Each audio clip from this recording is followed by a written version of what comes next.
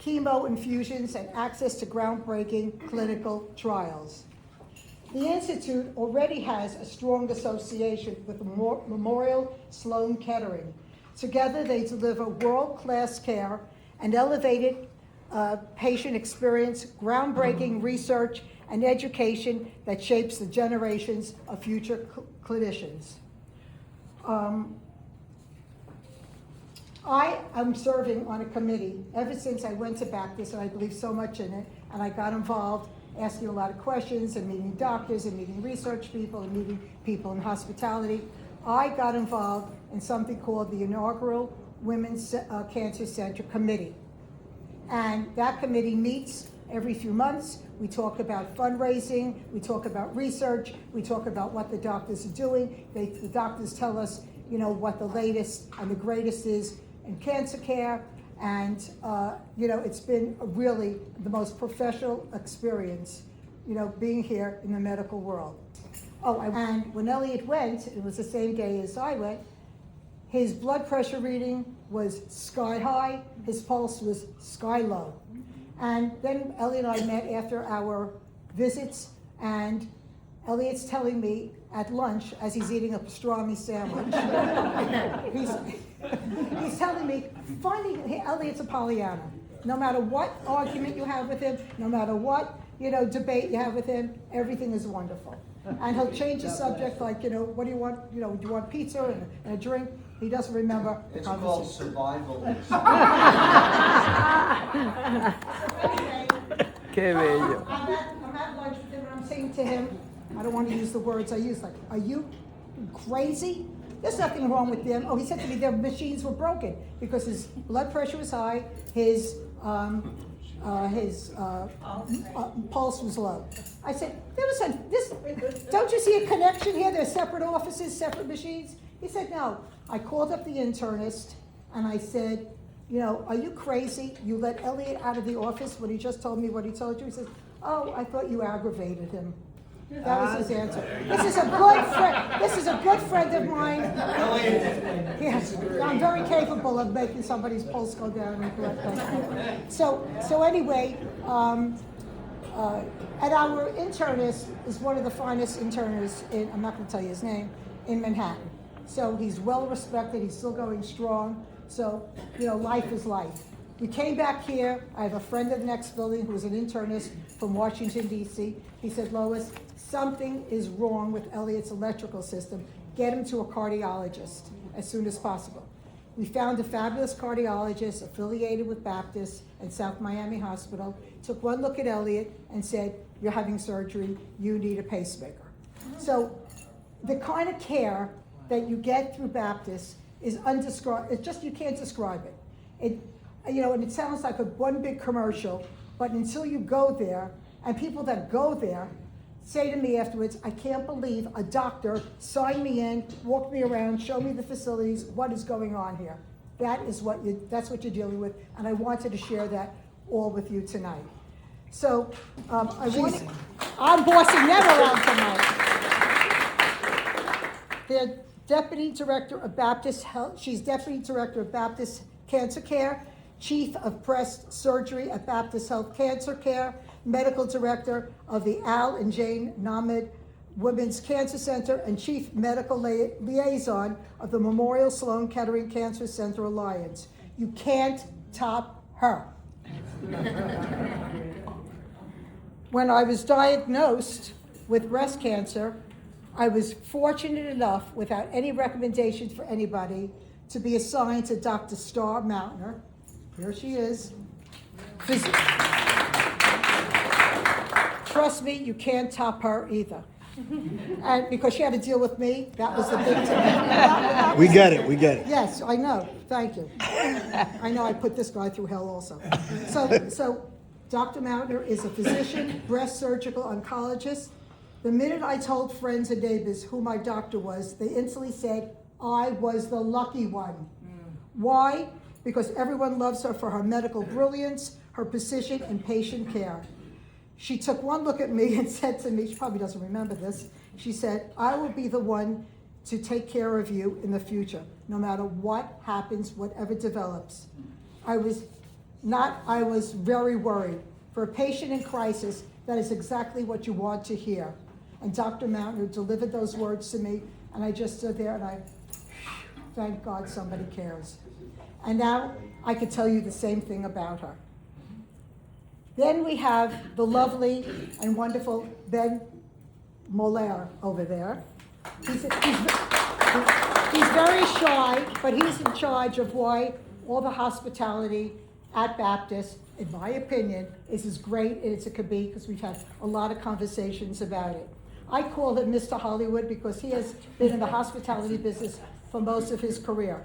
He has turned Baptist into the most congenial and service-oriented hospital you've ever visited. Everyone is ready to make you feel energized to live life to the fullest, which is very unusual any place you go. So I think that that's amazing. You feel like you are in the best hotels in the United States. It's so important to feel positive when you are not feeling the best. Attitude is everything. Thank you, Ben. Thank you. Now I want you to meet the woman who I report to on this wonderful committee. Say hello to Anna. I'm going to bosh her middle name, even though she told me 10 times tonight how to say it. O'Brien. Romero. She says perfect and everything, doesn't it? She's manager of development, Baptist Health Foundation. Anna runs many of the programs at the Women's Cancer Center Committee and makes sure every member is actively involved. That is a huge talent to get people to work. And they do it gladly, and they feel very proud of it, like I do tonight with this get-together. She is fully committed. As you can see, Anna is about to become a mommy. Yay. And I don't worry at all about getting in touch with her, because I know on the delivery table she's going to be taking calls. And she's going to say, Lois, did you do this? Okay, now I feel better, goodbye. Okay.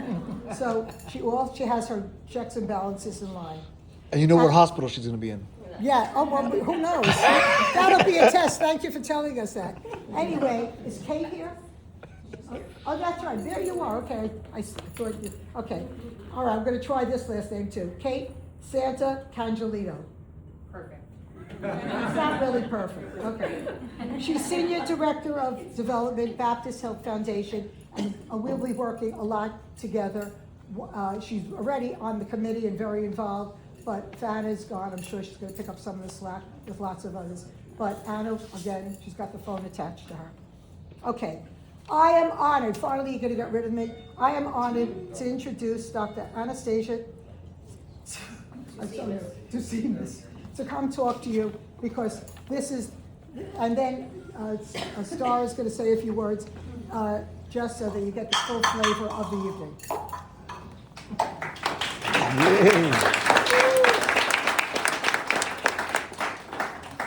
Thank you so much, Lois. Lois, you are a force of nature. Yes. And I what the force is, I have no idea. But there is a force. And I want to hire you as my PR agent. Oh. Are you taking new clients? It can be arranged. So, Lois and Eliot, thank you so much. Thank you. Thank you for welcoming us to your home, your art-filled, beautiful home. I'm a huge passion for art, I was mentioning tonight.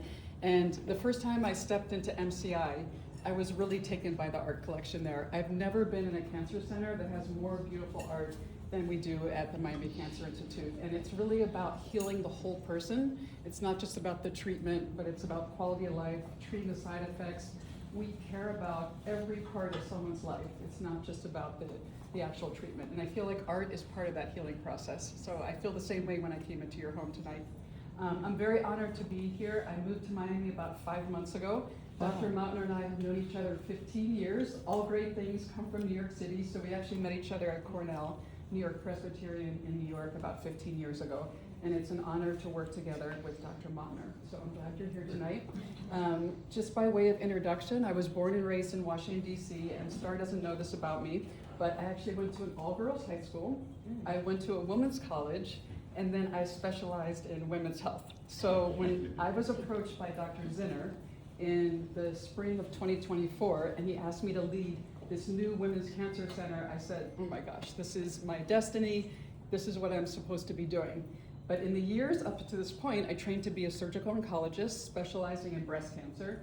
I was in New York City for about 11 years, trained at Sloan Kettering, then was at Cornell, then got recruited to Georgetown, which is where I was born and raised, to be around my family, which was fantastic. And then I got recruited to be the director of the Cancer Center at Cleveland Clinic in Florida. And that's what brought me to Florida.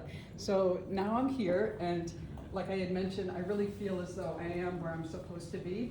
I'm so excited about this Women's Cancer Center. And when Dr. Zinner mentioned it to me in 2024, and he showed me a little video, an architectural rendering of what it was gonna look like and what it was gonna contain on the inside, we were in a restaurant together in Palm Beach, and I didn't really understand at the time the depth of his vision and passion for this. And now that I'm here, I understand it. And it's very monumental because what Lois said is absolutely right. This is the first of its kind cancer center that's dedicated to women's cancers in the country. And I actually think it's also in the world. I don't know of any other place that's this size. There's breast cancer centers in the country all over, but there's not women's cancers. So we also have the gynecologic cancers, the reconstruction, the medical oncology, the infusion, as well as the skin cancer treatment. So we're gonna be opening in about a year from now. The construction is halfway done. It's 155,000 square feet. It has a meditation garden in the back, and then it has a parking garage connected on the back. So Lois had mentioned all the programs that are gonna be on the inside of it, but we wanna kind of take it a step further because we know we have like a heaviness to this because it has to be great. When you're the first anywhere, you need to be a leader. And the point is not to be the only one. We wanna inspire other cancer centers to do the same thing and spread women's cancer care to other parts of the country. So we're really looking deep and we're asking a lot of patients, what are services that you need that you haven't had at your previous cancer center? So one of the unique programs is actually run by Dr. Mautner. She has a huge passion for early breast cancer. These are patients that are diagnosed under the age of 45. And unfortunately, the number of these women, these young women that are being diagnosed is on the rise. So she started this program in May. We already have 140 patients that have been enrolled. And that's gonna be one of the unique programs because when you're 30 years old and diagnosed with breast cancer versus someone who's 80 years old, there's many different needs and complexities, fertility treatment, body image, psychosocial, family burden, all these types of things, missing work. And so that special program is going to be addressing these needs of these young women. And we're actually also going to be branching out, expanding that program to colon cancer, because unfortunately, everyone's probably read in the news, it's been in the New York Times every couple of weeks, that the incidence of early onset colon cancer is exponentially on the rise. So we're also going to be expanding to that program as well. But within the Cancer Center, we're also going to open up sexual health, menopausal health. We also want to open up a nutrition focusing on gut microbiome, and we're actually having our first lecture next week that is a medical oncologist who specializes in this topic, where she basically assigned us a book that's about this thick on how not to age, and a big part of that is nutrition and focusing on our gut microbiome. And we also, the last program as part of these unique programs is an oral oncology program. It's only one of 6 in the country, and I'd never even heard of this until I came here 5 months ago. An oral oncologist is basically a dentist that treats everything in the mouth except for the teeth. So patients that undergo chemotherapy a lot of time get ulcers and side effects to their tongues and to their gums. So this program is specializing in that, and he has expanded it, and he's world-renowned, the doctor that we have running this, and he's expanded the program. Now he has about 4 doctors that are underneath his supervision. So that's the 5th unique program as part of the Women's Cancer Center. So to be great, you need 3 things. So you need to recruit physicians with high levels of expertise, people like Dr. Mautner. You need to have the latest technologies to offer to the patients. And the 3rd thing is you need clinical research. So clinical research is the way that we ask tough questions and we get the data to prove that it works. And it's the way that we advance medicine. So everybody understands clinical trials, which are usually FDA-approved medications, but haven't had the tried and true history and all the data. So we really need to get these clinical trials so we can offer more treatment options to our patients. So in order to help us expand faster, we have an integration with Memorial Sloan Kettering. We've had that for years, it's an alliance. But now we're signing a new contract with them, which is called the Memorial Sloan Kettering Alliance 2.0, which is deeper than the first alliance we had with them. So this will go deeper into clinical trials as well as innovations. We've been working with them basically from the day I got here in September. They've been coming down to Miami Cancer Institute every single week. They look at each of our service lines for standards of care to make sure that our protocols are in alignment with their protocols. They don't want us to be doing anything different than what they are doing. And they also look at our resources and capabilities to make sure that we have the best equipment, the best lab services, the best pharmacy, and that it's in alignment with what they have in New York. So we've completed that process, and now they asked us for all of our survival data because they want to make sure that our outcomes are in alignment with their outcomes. So they have all the data right now, and they're going to be approving us probably in the next 3 months. And once we have that integration, then we can go deeper with the clinical trials with them and with the innovation. So we have all of the ingredients in place: a beautiful building, amazing physicians, clinical research and technology, and we're also going to get art to make the space welcoming and beautiful. And we're excited. We're going to be opening the beginning of 2027, and then we're going to be fully open in the summer of 2027. So I'm very happy that everyone is here tonight and is interested in learning more. We're very excited, and we want to partner with you. It's really important to our mission and vision that the community is all supportive behind us and together with us. And I'm happy to take any questions. Thank you so much.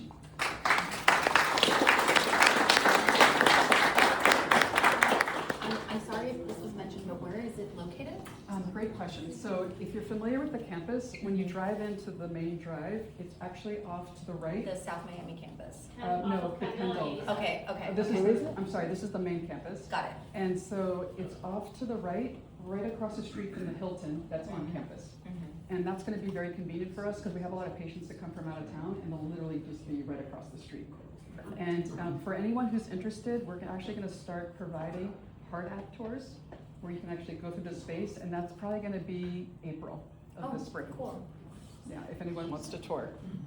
Great question. Thank you. Over at the Baptist Health Foundation, and I work alongside Lois, a committee of women, the physicians over at Miami Cancer Institute that will also be going to the Women's Cancer Center.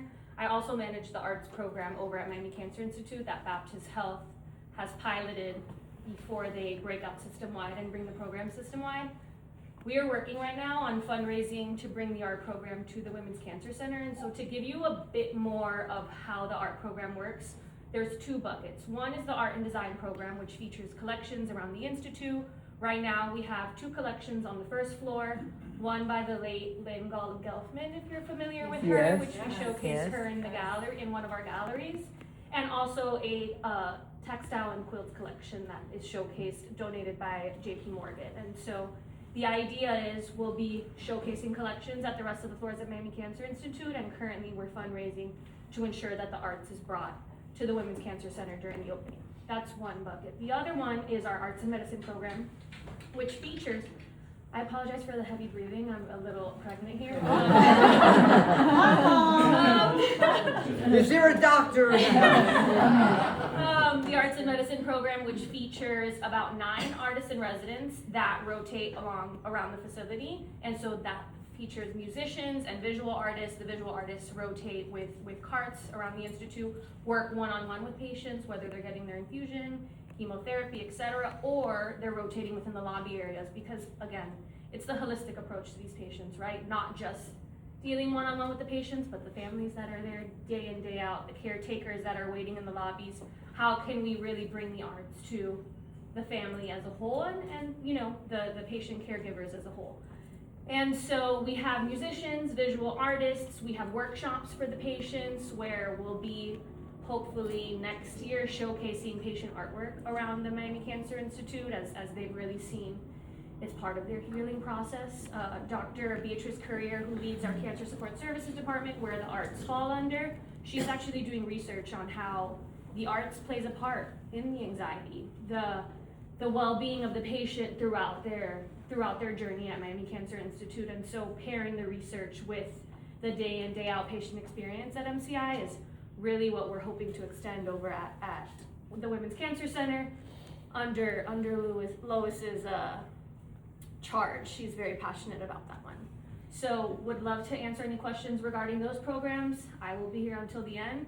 For those who live on Miami Beach, I've added some brochures to the table. If you have not visited the 709 Alton Road facilities, great facilities. I know that they're frequent flyers there. And you know, Baptist does live on the beach, and we have subspecialists from West Palm Beach all the way down to the Keys should you need to see someone further than a PCP. But again, feel free to contact any of the Baptist folks that are here. We're here to answer any questions for you. And yeah, that's it. I have something to add to Anna's remarks.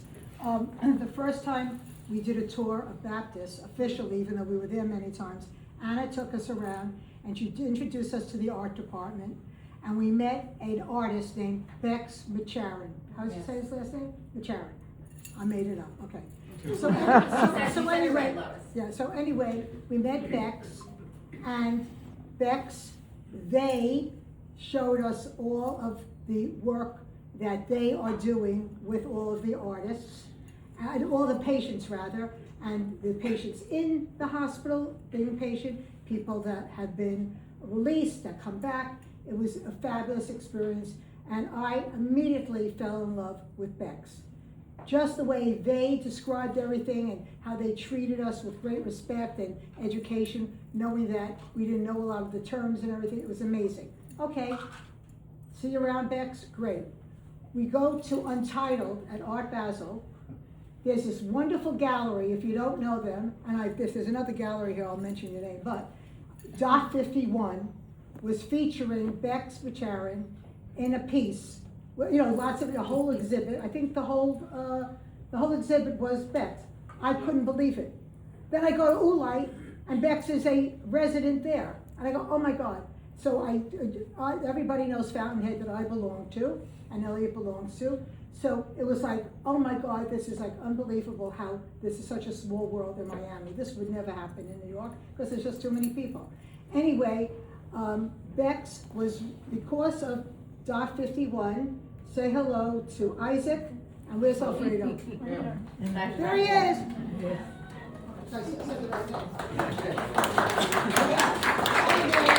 Well, just yesterday, Isaac and Alfredo sent me an email to Eliot and I that Bex was a huge feature in Hyperallergic.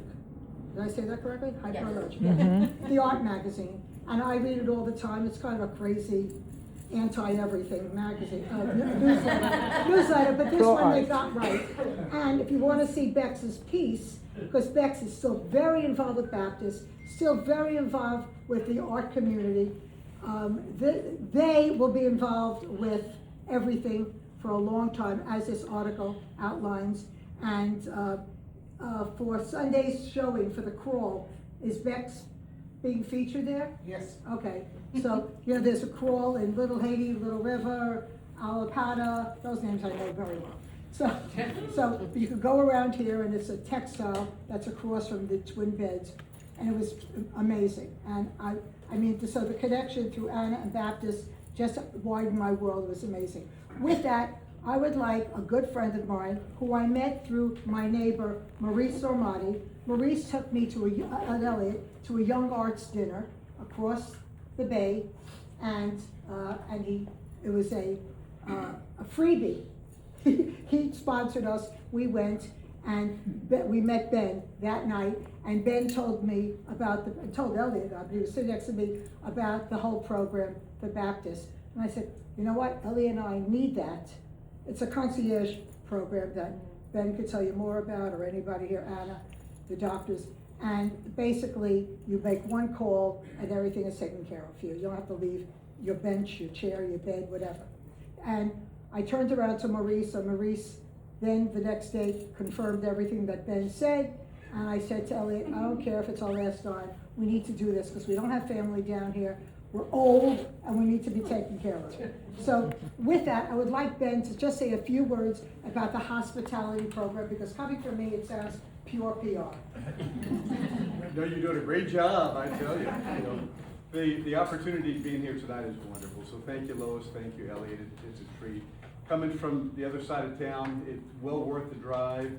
I would propose we do it once a week after seeing this view out here Only tonight. when we have toilets. It is magnificent. We could all We go do have before we get toilets. here.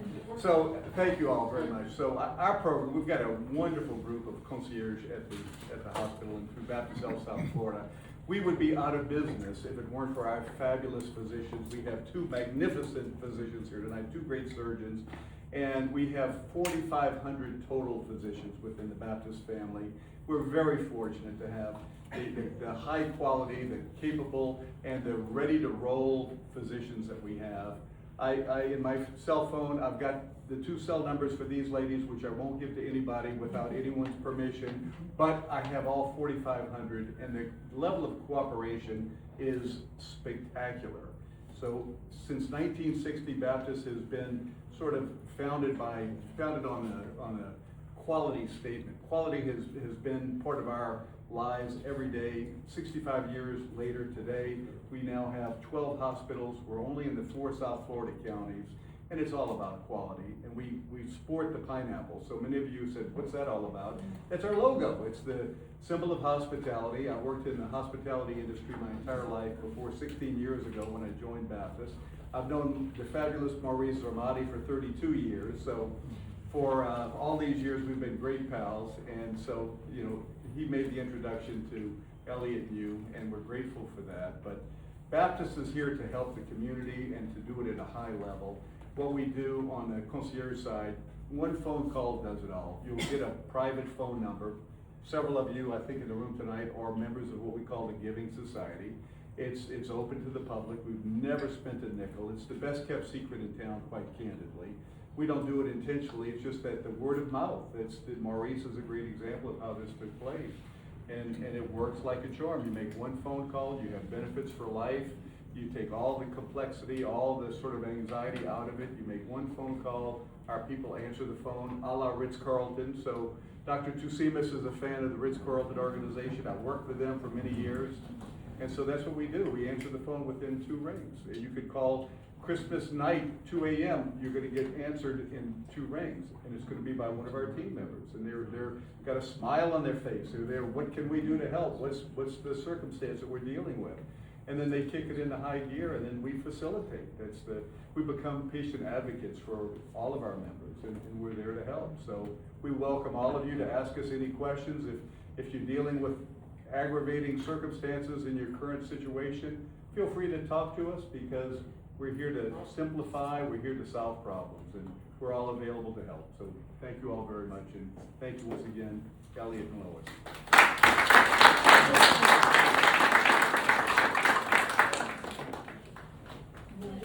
All right, I'm wrapping it up. It's a wrap.